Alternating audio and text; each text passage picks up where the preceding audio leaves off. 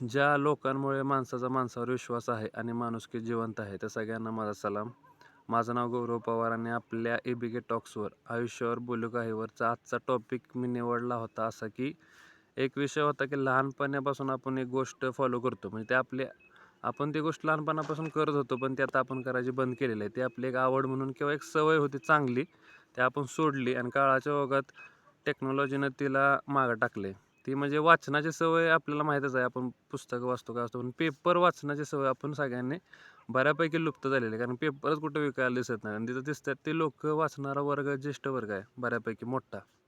पण लहानपणी जेव्हा आपण किंवा मी जरी शाळेतनं यायचो, तेव्हा मला आठवतंय की आमच्या घरी एक पेपर यायचा, शेजारी एक दुकान होतं तिथे दुसरा एक पेपर यायचा, वेगवेगळे पेपर घ्यायचे ती लोकं. कारण की वेगवेगळ्या बातम्या वाचायला मिळाव्या ते ठरवून तसे करायचे जुने लोक. आणि वडील माझे शेजारचे ते दुकानदार होते ते. आणि ते पेपर एकत्र जेव्हा संध्याकाळी शाळेतनं आलेलं माझं पहिलं काम होतं की बॅग टाकायची, आवरायचं, खायचं, भूक लागलेली असायची.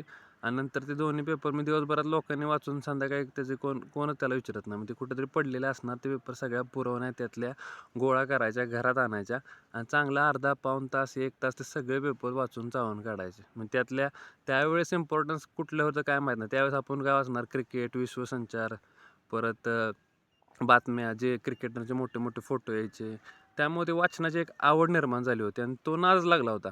आणि त्यातल्या त्यात शनिवार वगैरे आला तर त्यामध्ये बालमित्र, अंकुर अशा पुरवण्या यायच्या. त्याच्यामध्ये कोडी, गोष्टी असे विनोद यायचे. त्याच्यामुळं त्या पुरवण्यासाठी तर वाट बघा, शनिवार आहे आज, चला आज ह्या गोष्टी वाचायला मिळणार. पण ती गोष्ट काळाच्या ओघात आता मोबाईल आले. मला वाटतं 2000 पूर्वीच्या जन्मलेले 2000च्या आधीचे जनरेशन आहेत त्यांना ह्या बऱ्यापैकी लहानपणापासून पेपर वाचला असेल. 2000 नंतरच्यांना जर पेपरचा काही विषयच घेतला नसेल. त्या दिवशी सहज जाताना मला एका दुकानामध्ये, हॉटेलमध्ये पेपर तिथं विकायला होते. मी त्या दिवशी मागच्या 5-6 दिवसापूर्वी एक पेपर घेतला. ₹5 आता किंमत झाली. त्यावेळेस ते 1, 2, ₹3 असायची. आता ₹5 ला एक पेपर आहे. आणि तो मी घेतला. नंतर घरी आल्यावर कामानंतर संध्याकाळी वाचला.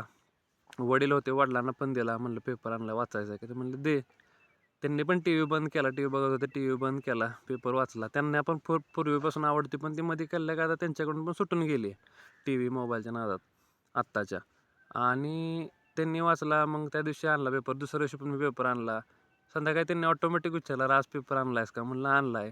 मग दिला. मग आता ते रोज आम्ही आठवड्याला आमचा दिनक्रम चालला. मी दररोज पेपर घेतो. मी स्वतः पण वाचतो मला वेळ मिळाला की. आणि ते पण संध्याकाळी वाचतात. त्यात एक चांगला अर्धा पाऊण तास जातो. त्याच्यामध्ये अतिशय सुंदर सुंदर लेख असतात. ते एडिटोरियल्स असतात, म्हणजे स्तंभ असतात चांगले. जे जागतिक घडामोडी घडतात त्याच्यावर चांगले चांगले लेख येतात. काय काय तुमच्या जो पेपर असतो तुमच्या लोकल एरियात असतो, तुमच्या लोकल एरियातल्या गोष्टी कळतात की बाबा इथं आज काय गावात तिथे हे घडलंय, तिथं ते घडलंय. ग्राउंड लेवलच्या बातम्या कळतात.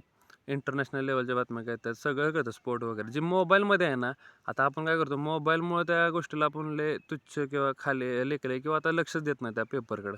पण विषय असा आहे की त्याच्यामध्ये पण सगळे अपडेट मिळून जातात बऱ्यापैकी. कारण ज्या मोबाईलला फीडला येतं आहे ना, तीच तिकडं पण येतं. ते बी तिकडं पण, ते बी आता ॲडव्हान्स झालं. ते पण थोडं थोडं त्यातल्या Instagramच्या स्टोऱ्या फेक काय आहे, फॅक्ट चेक सगळं असं सगळं त्यावर शिक्का मारून ते फॅक्ट चेक वगैरे, PIB सगळं त्यामध्ये टाकतात. त्याच्यामुळं आपण अपडेट राहतोय. वाचनाची आवड लागते. आणि एक म्हणजे वाचनाची आवड लागल्यामुळं पण फायदा आहे. आणि तुम्ही त्या मोबाईलपासून एक तासभर तरी लांब राहताय त्या काळामध्ये. कारण की आपण काय करतोय माहिती आहे ना, YouTubeच्या शॉर्ट लावतोय, शॉर्टवरनं आपण कधी WhatsAppला जातोय, WhatsAppवरनं कधी Instagramला जातोय. तिथून परत ही सायकल एक लूपमध्ये आपण सापडलोय. म्हणजे पूर्ण असं एक अभिमन्यू ज्या चक्रव्यूहात सापडलं त्यापेक्षा बेकार चक्रव्यूहात आपण आहे. तुम्ही, मी, सगळे आपली जनरेशन. मग थोडंसं बाहेर येण्यासाठी लगेच तर येणार नाही. छोटे छोटे उपाय आहेत हे. आणि मी तर हे फॉलो करतो एक आठवडा झाला. आणि मी म्हणलं स्टार्टिंगला टाकणार होतो, पण म्हणलं लगेच अजून स्वतः आपण अंमलात आणू ही गोष्ट, स्वतःला सवय लागून घेऊ. आपला रिझल्ट काय होतो. मला खरंच चांगला रिझल्ट भेटला. मला पण आता असं वाटतं की मी पेपर घेतोय, वाचतोय, भारी वाटतंय. मग तुम्ही पण ही गोष्ट जर बंद केला असेल, पेपर काय नाही, लयत लय ₹4-5 मॅक्सिमम किंमत आहे. पेपर घ्या आणि बिनधास्त निवांत 1 तासभर, अर्धा पाऊण तास, अर्धा तास वाचा. तुम्हाला पण एक सेन्स ऑफ असं काहीतरी अचिव्हमेंट वाटेल की आपण एक जुनी चांगली सवय परत लागू केली.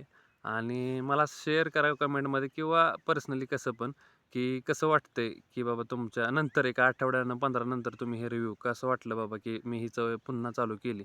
मला वाटतं सगळ्या आपल्या प्रेक्षकांनी ही सवय चालू करावी. आपले जेवढे आहेत ना तेवढ्याने तरी चालू करा आणि तुमच्या घरात पण ही सवय जोपासा. आणि अजून एक फायदा होतो की मदर पण मध्ये-मध्ये परत म्हणजे आई पण कधी-कधी ती घरी पण मागतात ना, रद्दी आहे का? बाबा आपल्याला परत भांड्या-बिंड्यावर टाकायला कपड्याला ते घरचंच पेपर वापरायला येते. कुठं हुडकायला जावं लागत नाही विकत आणायला. त्याच्यामुळं जे आपला चेष्टेचा विषय झाला.